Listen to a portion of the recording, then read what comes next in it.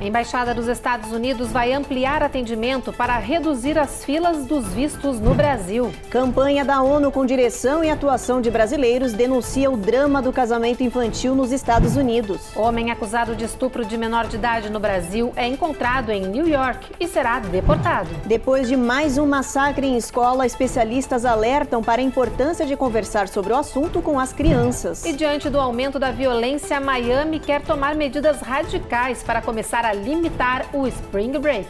Entre as possibilidades, ainda em discussão, está o fim das férias de primavera para o próximo ano.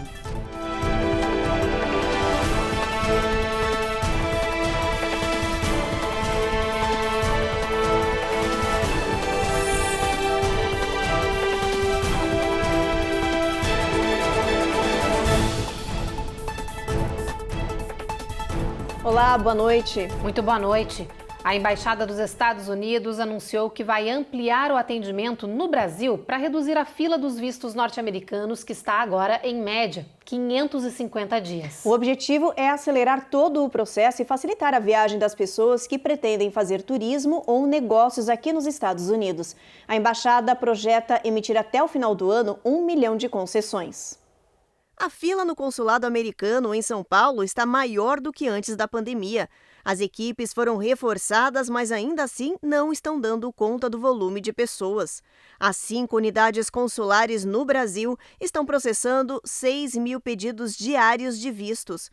Por isso, a embaixada anunciou um novo reforço. A ideia é agilizar o processo e reduzir o tempo de espera antes das férias de julho, quando o movimento tende a dobrar. O governo americano também ampliou para 48 meses o prazo para renovar um visto vencido sem necessidade de entrevista. Hoje, a fila de espera por um visto americano gira em torno de 550 dias para São Paulo e 377 dias para Porto Alegre, por exemplo. A embaixada alertou que, conforme as sessões consulares ampliarem o atendimento, vagas adicionais para entrevistas serão abertas. A dica é ficar de olho no site da Embaixada Americana para não perder o agendamento dos novos horários que serão incluídos. Sabemos que o governo está contratando bastante oficiais para poder reduzir esse backlog, então é possível que não vai demorar esse tanto, primeiro. Segundo, existe o site de agendamento, vá no site todos os dias e vê se houve um cancelamento. E se houve, você pode conseguir uma vaga bem antes do tempo que você pensou que você ia esperar. Então essa é uma dica para vocês, vá no site diariamente, vale a pena esse investimento. Agora, se você já conseguiu visto e está entrando no país, lembre que mesmo se você foi aprovado para o visto, a sua entrada no país não está garantida. Então, como evitar problemas? Chega lá, já com as respostas bem preparadas, onde você vai ficar, quanto tempo, etc. Porque o propósito do seu visto turista é um propósito específico e temporário. Eu vou visitar aqui, Orlando, meu primo em Boston, etc. E depois eu vou voltar para o meu país. Se o oficial da alfândega ele sentir que você tem outra intenção migratória, é possível que ele mande você de volta para o seu país. Então, tenha as respostas e documentos preparados para mostrar para ele que você tem um propósito temporário e específico e depois disso você vai embora. A ONU fez uma campanha de conscientização com atores e diretores brasileiros sobre o casamento infantil que é permitido em 43 estados aqui no território americano. É um vídeo, gente, de 3 minutos e meio com atrizes representando histórias reais e que refletem o drama das crianças que são forçadas a se casar. A Eloá Orazen conta toda essa história pra gente.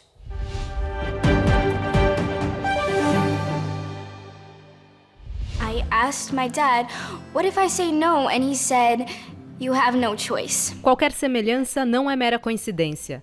As cenas do trailer de Unseen Housewives lembram bastante as de um famoso reality show americano, mas lembram também a triste realidade de milhares de crianças que são forçadas a se casar antes do tempo. Apresentado num evento da ONU, o filme, que tem pouco mais de 3 minutos, foi ideia de um brasileiro e contou com diversos conterrâneos na frente e atrás das câmeras. O projeto, na verdade, a ideia inicial veio de um insight da minha esposa. Ela é psiquiatra infantil, ela é médica psiquiatra infantil e fez um projeto sobre isso, sobre child marriage na América. Todo mundo acha que acontece no exterior, mas na verdade, acontece por aqui. Ninguém, sabe, ninguém tá prestando atenção na causa. Nos Estados Unidos, o casamento infantil é legal em 43 dos 50 estados do país. E segundo a ONG Unchained, que também participou da elaboração deste projeto, cerca de 300 mil crianças de até 10 anos se casaram por aqui entre os anos 2000 e 2018. O projeto veio do absurdo que as pessoas acharem que child marriage é ok, e todo mundo sabe que é rape, sabe? Todo mundo sabe que é estupro infantil. Todo mundo sabe e as pessoas meio que olham como uma coisa diferente, mas não é diferente, é a mesma coisa. Para tirar a ideia do papel, Bruno e a equipe por trás da campanha Unseen Housewives, que significa Donas de Casas Invisíveis em português, precisaram contar com um apoio coletivo. Conseguimos várias doações de outros parceiros para conseguir colocar esse projeto de pé. Isso tudo, sabe, de coração. Foi mais um projeto de coração, achando as pessoas que estavam dispostas a fazer esse trabalho de graça do que conseguir pagar para essas pessoas a participarem do projeto. Teve algumas pessoas que cobraram $400 mil para fazer esse projeto.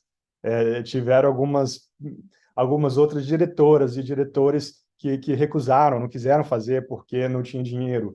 E isso é um dos projetos que poderia ter ajuda de pessoas com coração bom, e a gente acabou fazendo porque a gente achou pessoas desse jeito na frente da gente. Mais do que ajudar uma causa urgente, a campanha contra o casamento infantil nos Estados Unidos e no mundo é também um combustível para a carreira de Bruno e de outros brasileiros envolvidos que querem, com razão, trabalhar com propósito.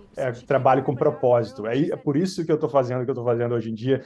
São esses projetos que me estimulam a fazer propaganda para vender coisas, assim, para vender, sei lá, se eu for vender batata frita, eu estou tranquilo porque eu também estou tentando fazer o bem do lado, sabe? Estou fazendo um trabalho com propósito. I'm invisible. I have no say and I have to do what I'm told.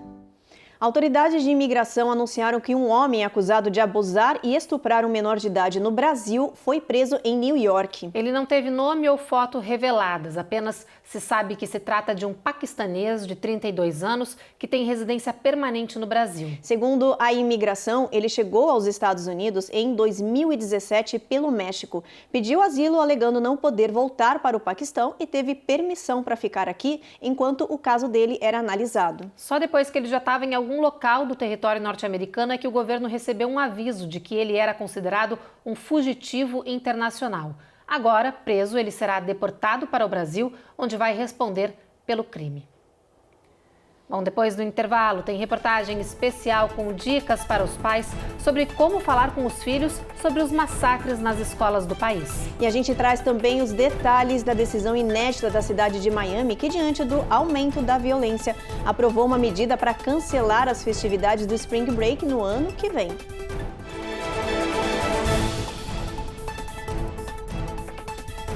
Américas no Ar.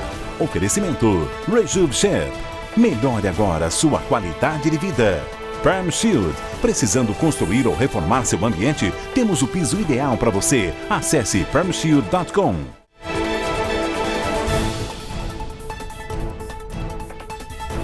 Em menos de 3 meses, aconteceram 131 tiroteios em massa aqui nos Estados Unidos. E desde a tragédia de Nashville, nesta semana, muitos pais ainda se perguntam a mesma coisa. Afinal, como falar com as crianças sobre esse problema endêmico dos tiroteios nas escolas norte-americanas?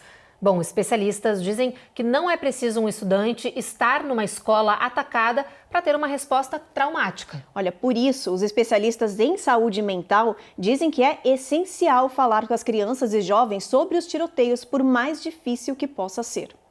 Toda vez que a nação fica em choque com um novo tiroteio em escola, pode ser difícil prestar atenção em como a tragédia afeta as crianças. Por isso, segundo especialistas, falar com os pequenos sobre o que eles viram ou ouviram é necessário. We don't want to leave them alone to figure this out. We want to be right there with them. Essa terapeuta diz que não é bom deixar as crianças tentarem entender sozinhas o que aconteceu. Por isso, ela aconselha que se comece deixando a criança falar primeiro, fazendo uma pergunta em aberto sobre como eles se sentem ou que perguntas podem ter. And sit back and really just listen to what it is that they're saying. Ouça o que eles estão dizendo, observe o que eles não estão dizendo, mas talvez estejam te mostrando de alguma forma. Eles estão inquietos? Estão chorosos?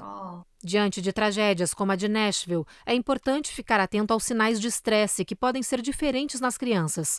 Elas podem apresentar irritação, nervosismo, ficar facilmente assustadas ou desafiadoras, porque os menores normalmente não têm palavras para explicar o que estão sentindo. Outra orientação importante dos especialistas é mostrar para as crianças que elas têm conforto e suporte ao seu lado. E atenção, não minta, mesmo se for no intuito de proteção.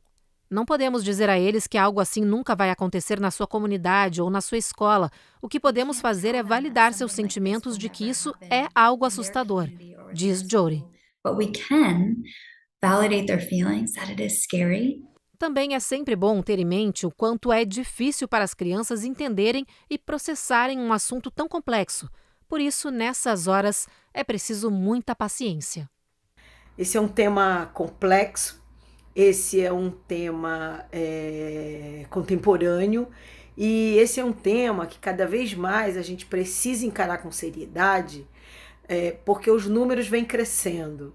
E é reflexo de uma sociedade adoecida, né? Produzida por nós adultos, a partir de elementos, de valores e de ideologias que a gente não vem dando conta, não vem conseguindo dar conta.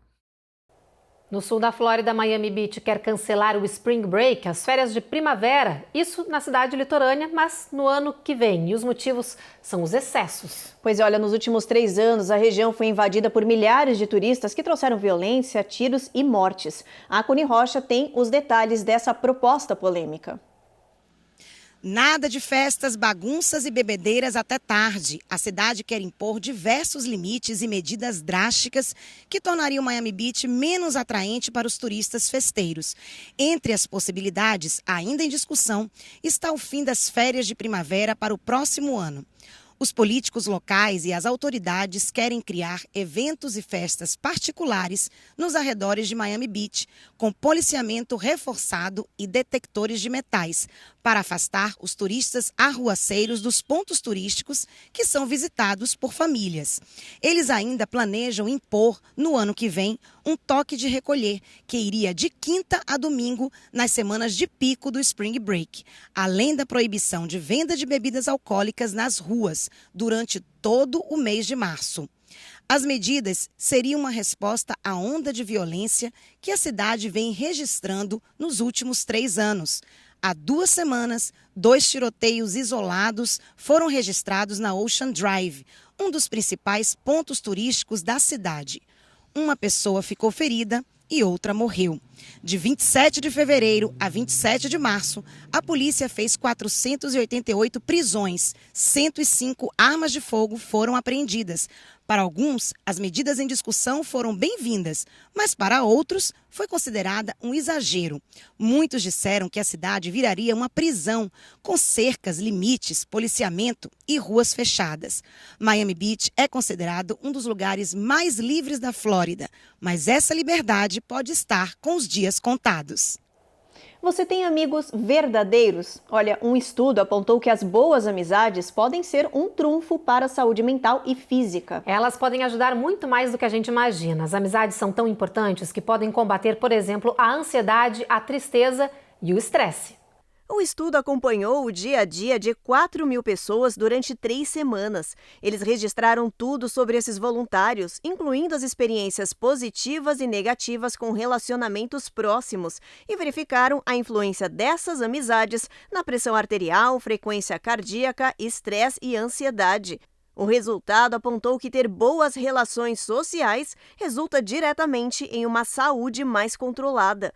Já as relações mistas, que oscilam entre o bem e o mal, tiveram efeitos nulos ou afetaram de forma negativa os voluntários, aumentando o estresse e a pressão arterial. Os pesquisadores notaram que as experiências ruins tiveram um impacto muito maior nas pessoas que as experiências positivas. Esse estudo confirmou o que pesquisas anteriores já tinham indicado: relacionamentos fortes e bons correspondem a corpos mais saudáveis. Os médicos sugerem que na correria do dia a dia, você coloque na agenda o horário dedicado aos amigos importantes que fazem bem à saúde física e mental. E lembram que boas amizades são duas pessoas ajudando uma a outra a se tornarem versões melhores de si mesmas. Conceber a amizade positivamente é uma via para valorizar um tipo de laço afetivo que constitui uma experiência privilegiada para fortalecer o sentimento de si mesmo e para enriquecer o valor da vida. Além do mais, a amizade desempenha um papel fundamental em vários momentos do nosso processo de amadurecimento. A amizade remete à intimidade, ao brincar, à criatividade, à experiência de mutualidade e se define por ser um tipo particular de comunicação afetiva e íntima. Com certeza, uma indiscutível fonte de alegria. É isso, as amizades são mesmo muito importantes e devem ser valorizadas.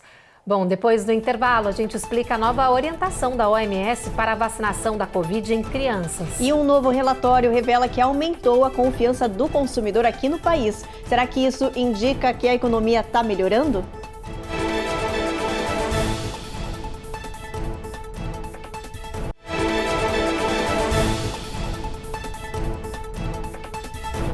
Um novo relatório mostra um impulso na confiança do consumidor aqui no país. Mas o que será que isso significa? Será uma melhora na economia que está à vista? A disposição do consumidor em comprar e demandar produtos e serviços é fundamental para o funcionamento da economia. E é através dessa disposição que se criam dados e indicadores de onde é possível medir o índice de confiança do consumidor. Bom, entendido isso, vamos aos números. Segundo o Business Group, em março o nível atingiu 104,2, acima dos 103 do mês anterior e bem mais alto do que os economistas esperavam. A pesquisa indica que os consumidores não estão muito preocupados com a possível crise bancária após o colapso de bancos no país. Pelo contrário, os entrevistados dizem sentir que a economia está melhorando, assim como a geração de empregos. Porém, eles ainda estão preocupados com a alta inflação. Por isso, mesmo que a confiança esteja em crescimento, os gastos têm sido mais controlados. Especialistas explicam que o nível de confiança do consumidor é um dos principais fatores que movem o PIB, o Produto Interno Bruto. Por isso, quando essa taxa está alta, indica crescimento econômico e distância de possíveis recessões. Agora a gente fala de leite em pó para bebês. O governo anunciou medidas para manter a produção da fórmula constante aqui no país. A ideia é evitar um repeteco do que aconteceu no ano passado, a escassez nacional do produto, vocês lembram? A Carla Marinho explica agora como isso vai funcionar. A hora da mamada é um dos momentos preferidos do Luca, essa fofura de 9 meses. Desde os 7, ele passou a consumir uma fórmula infantil que substituiu o leite materno. A Jéssica, mãe do Luca, paga em média $30 por cada lata e ainda enfrenta dificuldade para encontrar o produto.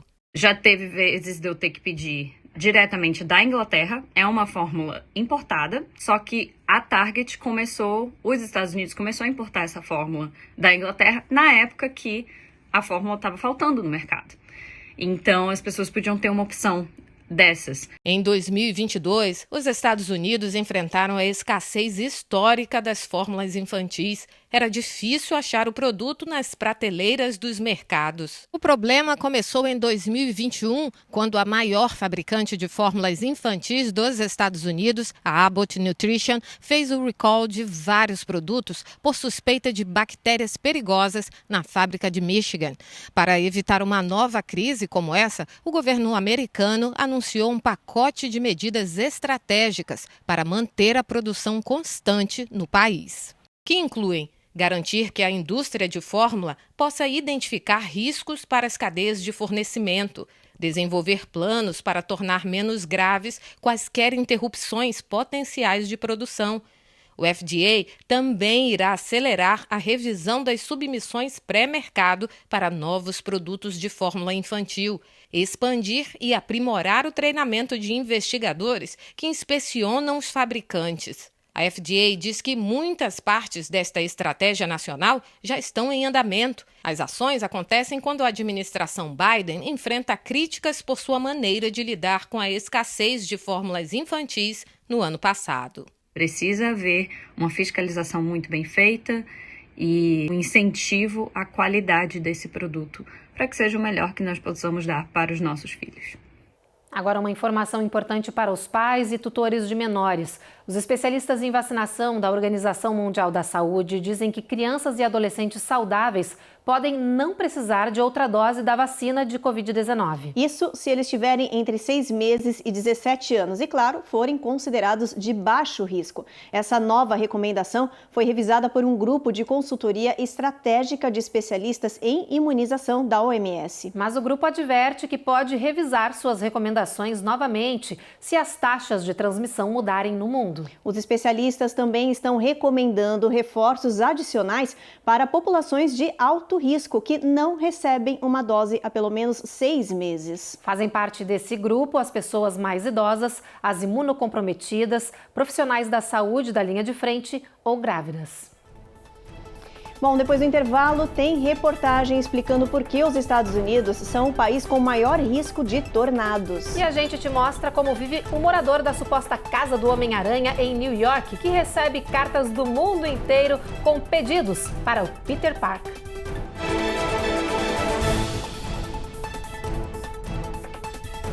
Américas no Ar. Oferecimento Rejub Chef. Melhore agora sua qualidade de vida. Perm Shield. Precisando construir ou reformar seu ambiente? Temos o piso ideal para você. Acesse permshield.com.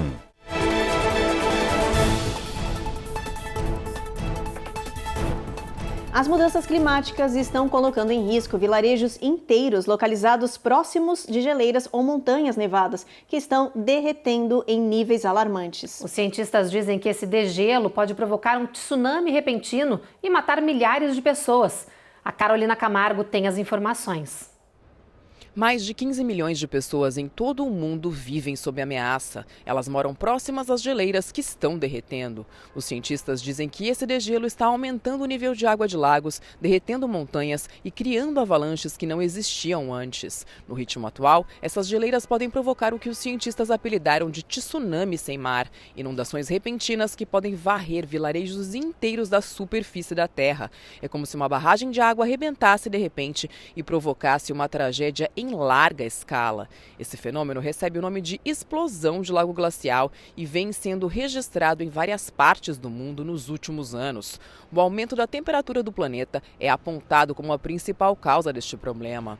Um estudo recente mostrou que metade das geleiras do planeta devem derreter até o final deste século. Os cientistas chamam a atenção dos governantes para a criação de um sistema de alerta precoce de inundações causadas pelo derretimento glacial para as populações em risco.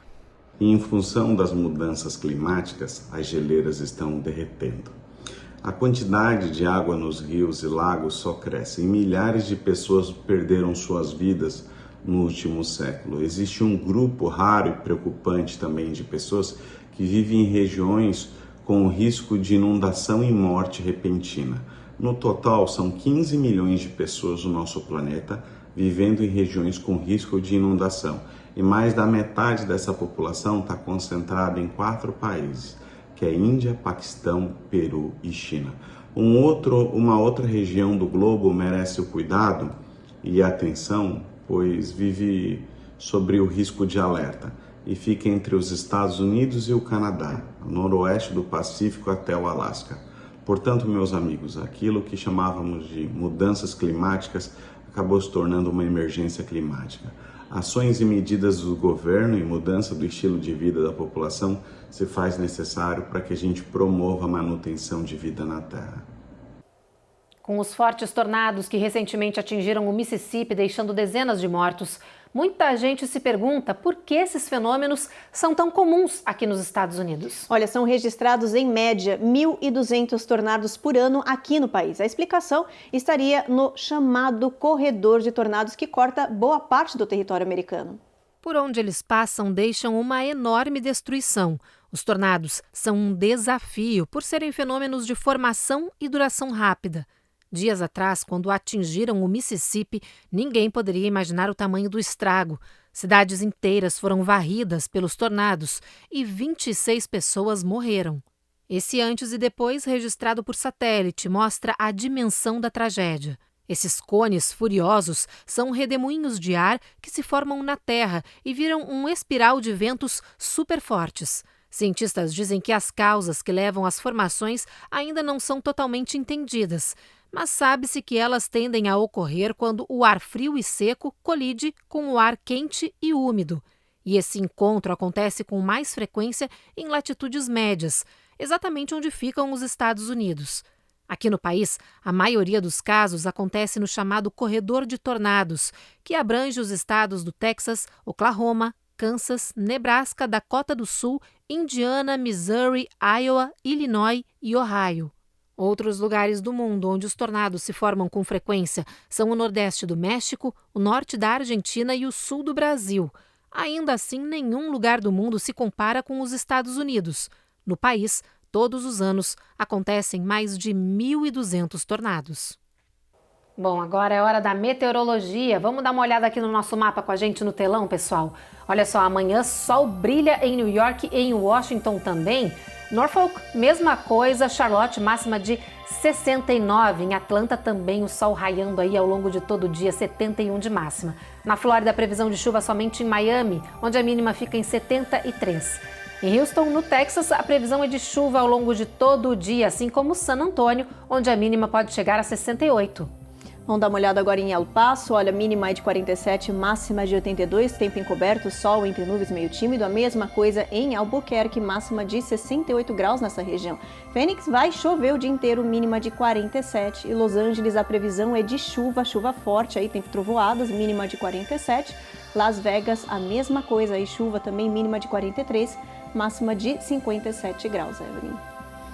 E olha, agora a gente fala do Homem-Aranha, um dos super-heróis mais adorados das crianças no mundo inteiro. Pois é, e uma casa em New York tem recebido todos os anos centenas de cartas de fãs que acreditam que o Peter Parker mora lá de verdade. Olha, é tanta correspondência que elas foram parar até num museu. E olha, tem cada história impressionante. Caro Homem-Aranha, acho você o melhor super-herói.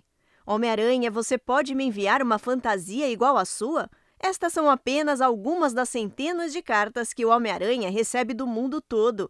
David Herman, fundador do Museu de Relicário do Brooklyn, conta que abriu o espaço pela quantidade de correspondência e afirma que nas cartas tem de tudo, crianças pedindo superpoderes e até o lançador de teias. He's known for the web slinger, right? Okay. And kids want to be able to shoot that web. Esta corretora disse que a dona da casa, Susana Parker, começou a receber as cartas na década de 80. No início, achou que era uma brincadeira, mas depois descobriu que eram fãs fanáticos pelo super-herói. O endereço de Peter Parker foi revelado em 1989 na história em quadrinhos, no Gibi. You had to be a true fan that's following it from issue to issue. Os fãs juntaram as edições para descobrir o endereço completo. Foi assim que acharam a casa do Homem-Aranha, conta Dave.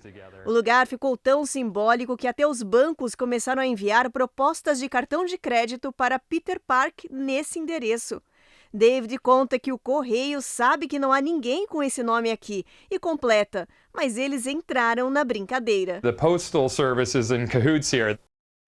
Olha, curiosa essa história, interessante, o lugar virou até um ponto turístico e é engraçado, porque vocês viram aí que a proprietária tinha o nome de Parker, né? Não tem como não associar com o Peter Parker, acho que é por isso que as pessoas acabam ligando, né? Achando que ele mora lá. Fica um mistério no ar, quem sabe Peter Parker não tá morando ali realmente. Escondidinho. Vamos deixar a galera acreditar nisso, virou uma diversão. Virou um ponto turístico. É, tá legal, gostei. E a casa é igualzinha, não tem como não negar, gente. Olha, foi impressionante como os fãs, falou até na matéria, como os fãs descobriram o endereço que eles juntaram juntaram uma parte com outra parte do Gibi, da história em quadrinho. Exatamente. Até chegar ao Fizeram endereço. uma investigação para tentar descobrir qual que era o endereço real. Exato. Quem sabe Peter Parker não existe entre nós e está morando em New York. Vai saber. Mistério. Mistério. Bom, pessoal, e é com essa reportagem que a gente se despede hoje de vocês. A gente se encontra de novo, claro, amanhã às 7h30 da noite. Você já sabe, a gente chega depois do Cidade Alerta e você fica agora então com mais um capítulo da novela Jesus. Boa noite. Boa noite, gente.